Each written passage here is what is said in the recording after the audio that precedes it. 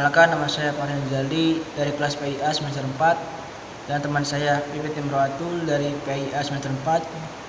Di sini kami menjelaskan tentang strategi pembelajaran konseptual. Untuk itu kami mohon teman-teman untuk menyaksikan ya. Terima kasih.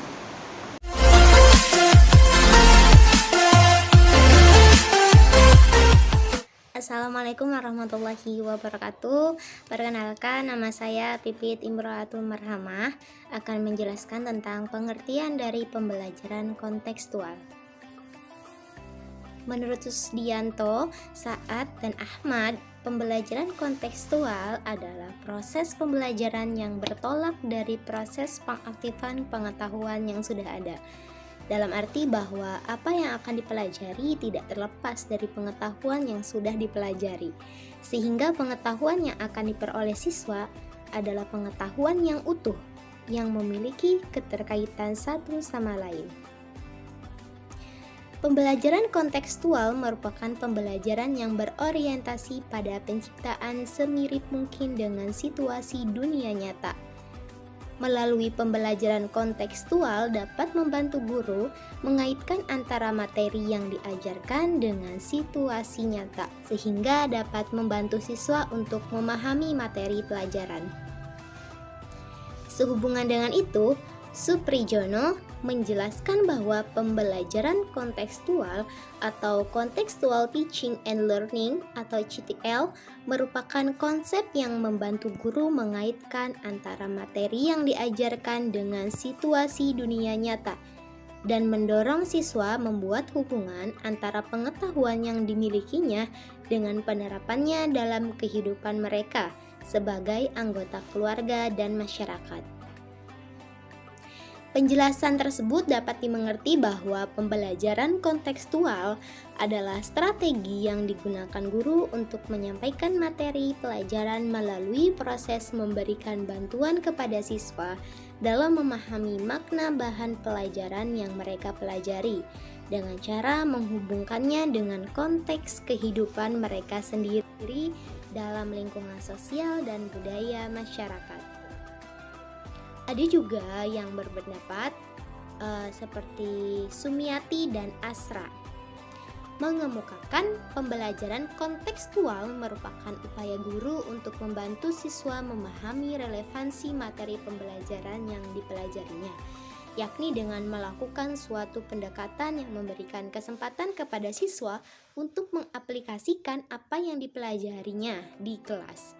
Selanjutnya, pembelajaran kontekstual berfokus pada perkembangan ilmu, pemahaman, keterampilan siswa, dan juga pemahaman kontekstual yang dipelajarinya dengan dunia nyata. Pembelajaran akan bermakna jika guru lebih menekankan agar siswa mengerti relevansi apa yang mereka pelajari di sekolah dengan situasi kehidupan nyata di mana isi pelajaran akan digunakan.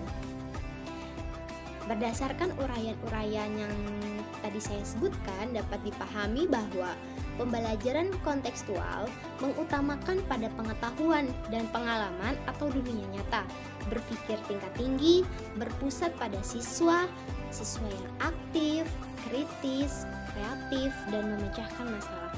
Siswa belajar menyenangkan, mengasyikkan, tidak membosankan, dan menggunakan berbagai sumber belajar. Baik, yang selanjutnya itu tentang kelebihan dari pembelajaran kontekstual. Ada 5 kelebihan. Yang pertama, peserta didik mampu menghubungkan teori dengan kondisi di lapangan yang sebenarnya. Yang kedua, peserta didik dilatih agar tidak tergantung pada menghafal materi. Yang ketiga, melatih peserta didik untuk berpikir kritis dalam menghadapi suatu permasalahan. Yang keempat, melatih peserta didik untuk berani menyampaikan argumen, bertanya, serta menyampaikan hasil pemikiran. Yang kelima, melatih kecakapan interpersonal untuk berhubungan dengan orang lain. Baik, selanjutnya itu ada kelemahan dari pembelajaran kontekstual. Ada dua. Yang pertama itu membutuhkan waktu lama dalam pelaksanaannya. Yang kedua membutuhkan banyak biaya. Terima kasih. Baik, di sini saya akan menjelaskan tentang prinsip dan strategi pembelajaran konseptual.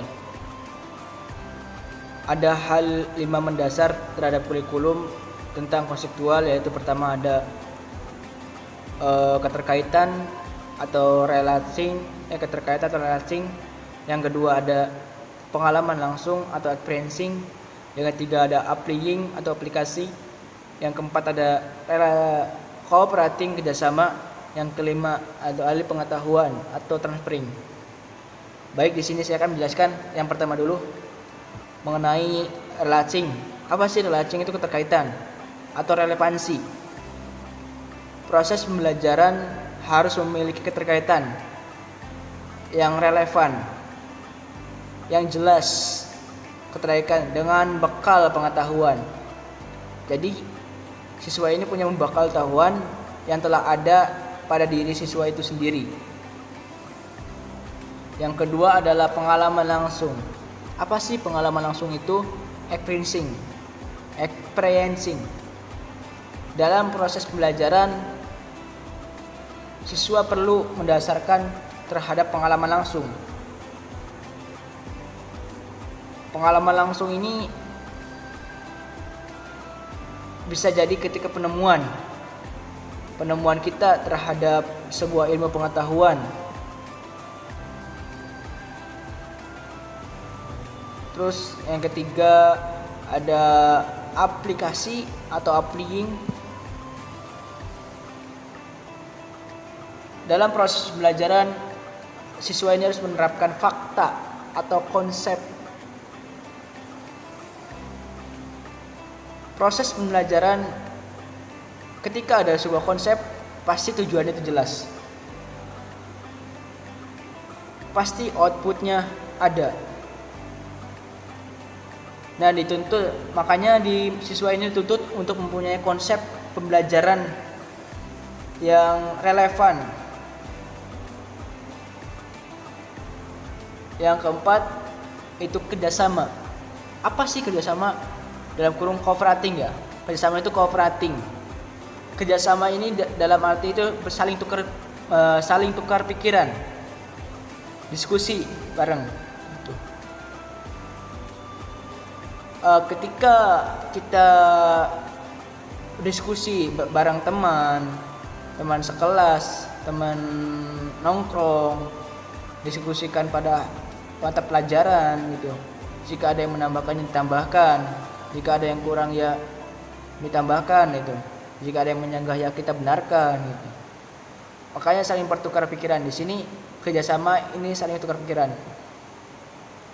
Dalam halnya kerjasama kita tahu mana jawaban yang relevan itu. Fungsinya kerjasama ini mencari jawaban atau pandangan atau sudut pandang yang berbeda. Yang kelima adalah alih pengetahuan, transferring. Pembelajaran konseptual menekankan pada kemampuan siswa yang antara mentransferring pengetahuan. Makanya pembelajaran konseptual ini menekankan pada siswa ini harus mempunyai transferring, tidak hanya sekadar menghafal, belajar, tapi tidak ada yang mengamalkan, Itu sama saja kita mempunyai ilmu tapi tidak berbagi, kita mempunyai ilmu tapi sombong kita dalam berbaginya gitu. Mungkin sekian dari pemaparan penjelasan prinsip dan strategi pembelajaran konseptual.